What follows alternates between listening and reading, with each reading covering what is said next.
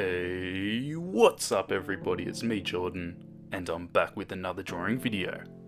This time I'm going to be doing something a little bit different. I'll be doing a realistic style portrait of Joe Weller, who is also a YouTuber.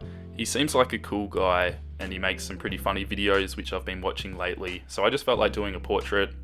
He'll probably never see this, but it was fun to do anyway. And I thought it would be a good opportunity to give you guys some tips when it comes to drawing more realistic stuff, some portraits, pencil drawings. I know a lot of you guys are used to seeing my anime drawings, and that's what most of you guys like seeing, because whenever I do these more realistic drawings, no one watches them. So if you decided to watch this video anyway, give yourself a pat on the back, because I think it's really important to try learning different styles as well. Don't just focus on drawing anime, learn some realistic stuff because it will help you in the long run. I'll quickly run you guys through the art supplies that I used for this drawing. There's so many good art supplies out there that it pretty much just comes down to personal preference, what style of pencils or paper that you like. So feel free to use whatever you feel comfortable with. Never feel like you have to use the exact same supplies as artists that you look up to, because there's just so many good options.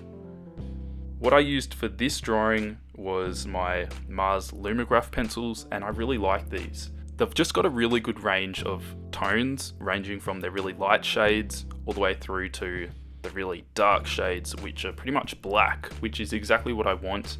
I don't really like grey leads, which just look grey. Their darkest tones just look like a dark grey. I want to get close to black as much as I can anyway. So I've found these pencils feel really nice to work with as well. They feel like they're good quality and they're not expensive either. So if you're interested in trying out some new grey leads, I highly recommend these pencils. You can get them in little sets or you can buy them individually. They just had them at an art supply store near me. I originally bought a set of them, but now I just buy them individually, whichever ones I use the most. I generally like to use the 7B the most.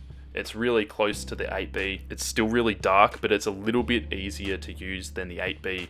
I find it doesn't wear down as quick. It's kind of hard to explain, but I really like the 7B because you can still get some light tones with it as well if you just push really lightly, but you can still get the really dark tones just by pushing harder.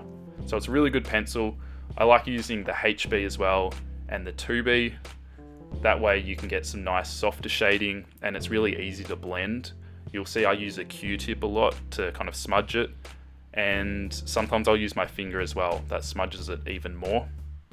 But it depends on the paper. The paper that I'm using for this video is deleter paper, sent to me from Craft. They sent it out to me for free.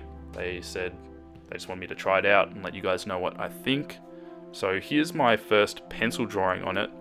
And it was really interesting paper because I don't think it's specifically for this. It's more for manga, like inking and comic book style stuff. But I did a little test on it with my pencils and I was actually pretty happy with how it handled the pencils. It's really smooth paper and I thought it could take a bit of detail. It's probably not perfect paper for this type of thing because it's really not made for that, but it kind of worked anyway.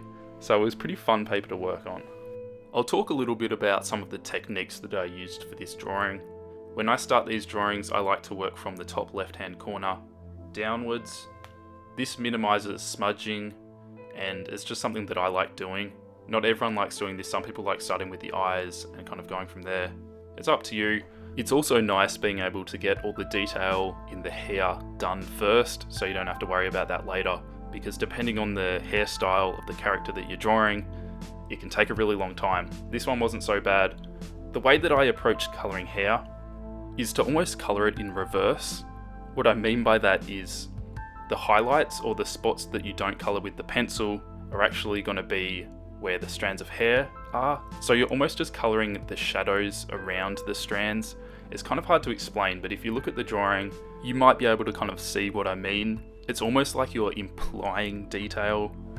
That sounds like something my art teachers would have said, but you're not so much trying to draw each individual strand of hair. You're more looking at where the shadows are and it creates the illusion of strands of hair. It's something that takes a lot of practice, but it's not too hard to do once you get used to it. When it comes to colouring the face, or shading the face I guess I should say, I like to start reasonably light and then I build it up. I do a lot of soft shading first and then I add texture on top of that. You can really spend a lot of time on these portraits if you want to get it looking photorealistic. This one I tried to keep it not too detailed. It's a really small portrait. I cut an A4 bit of paper in half and just went on that. If I wanted it to look more 3D and more realistic, I probably should have put in more contrast. The face is a little bit flat looking just because there's not lots of dark areas. I tried to bring in some dark areas in the eyes to draw some attention to that, but it's not super 3D looking because I don't have much extreme shading. It was kind of the reference that I was working off. Didn't really have the most interesting lighting. The light source was pretty much just straight on, so it didn't create the most interesting shadows, but I just kind of worked with that and I think it still turned out okay. So that's this drawing done. I hope you guys enjoyed it and maybe even learned something. If you want to stay up to date with my art, subscribe to my channel and maybe even check me out on Instagram. I post lots of pictures up there, works in progress and some nice quality photos taken from my iPhone, so not really nice quality. But anyway, that's it for this video. If you liked it, give it a thumbs up, it'd be much appreciated. And I will catch you guys next week in next week's drawing video.